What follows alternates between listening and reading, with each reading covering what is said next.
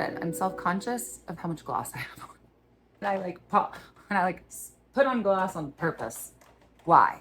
Why did I do all this to myself? I did it to myself. To myself. To myself. That's the place I look.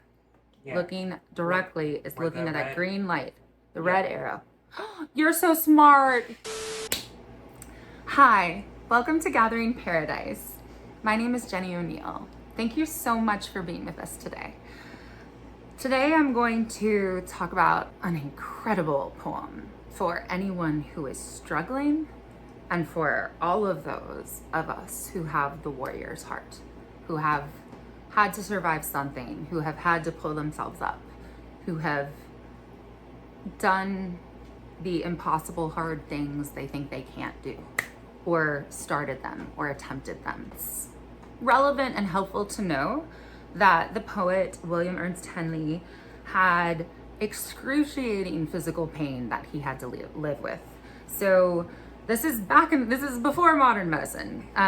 So he had one leg amputated at the knee. So he had a wooden peg leg, and he had incredible pain and gout and disease in his other leg. They wanted to amputate that one as well, but he never let them.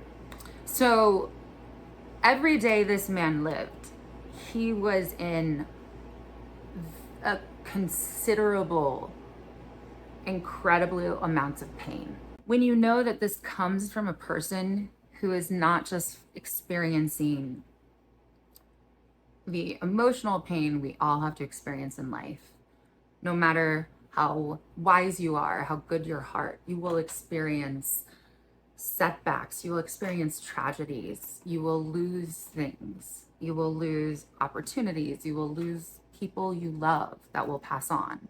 So this poem speaks to all that and the devastation after that, but especially to anyone who has to deal with chronic physical pain.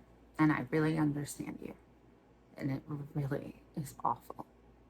So for all those people out there who have to contend with suffering every day, physical, mental, both, this is for you. Invictus by William Ernest Henley. Out of the night that covers me, black as the pit from pole to pole, I thank whatever gods may be for my unconquerable soul. In the fell clutch of circumstance, I have not winced nor cried aloud. Under the bludgeonings of chance, my head is bloody, but unbowed. Beyond this place of wrath and tears looms the horror of the shade, and yet the menace of the years finds and shall find me unafraid. It matters not how strait the gate, how charged with punishments the scroll.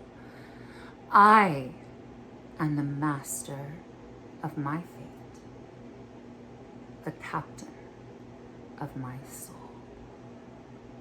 So, this character starts in basically hell. You know, he's covered with night. He is sort of everything from pole to pole is just darkness, the void. That's what he's at. That's where he feels. And then he thinks, and he's at such a point of suffering that his faith has been questioned, but he's going to thank whatever gods may be. It doesn't even matter at that point. For the one shred of something that he has maintained and has kept and has not been taken from him. So his leg, his abilities, but what they could not take from him, life, nor gods, nor men, is his unconquerable soul. A soul that cannot be conquered. And I'm with William Ernest Henley. That is a thing to keep and to guard and to cultivate. And it's hard to keep sometimes.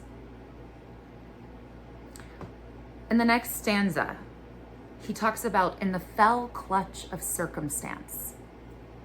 What he's meaning are, we don't get to decide if we're gonna be in a horrible car wreck and become a paraplegic. We can be hit by someone who it is entirely not our fault. We could not foresee it. We could get a disease. Someone we love could get a disease. We don't control certain things. You don't control whether you have a brain aneurysm. You don't control your diagnosis of cancer. You don't control if you need to have surgeries to walk. So these are different things of circumstances. They could kind of hit anyone, right? You can't control that you were in the Food Lion that the shooter went into. You can't control that now your high school is among the long list of ones that shooters have gone into, right? You're just a high school student. So, and all these things that can happen to us just purely out of circumstances, just the odds, right? So, he's had rough stuff happen to him. That's what he's letting you know. But he's not going to tell you the entire list of every horrible thing that has happened, right? He's just telling you in the fell clutch, circumstance was clutching him, and he was able to make it through. And this is where this line, oh dear Lord in heaven, under the bludgeonings of chance. I mean, think about that. The bludgeonings of chance. Your city was in the path of the hurricane. Your town had the factory explode, etc., right? These things that are just by chance, they're not your fault. They weren't something that you control. They're the circumstances around you. They can bludgeon you. And they have. But his head, yeah, it's bloody. He has been through it. But it is not bowed. He is not giving in.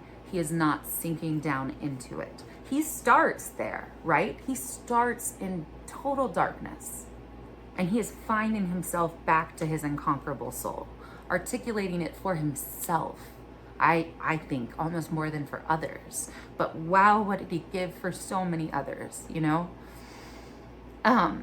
So there are these bludgeonings of chance. And does he show the scars of them? Does he show the wear of them? Yeah. But he's not ashamed. That's what he means about his head bowed, right? His head is bloody but unbowed. I love that.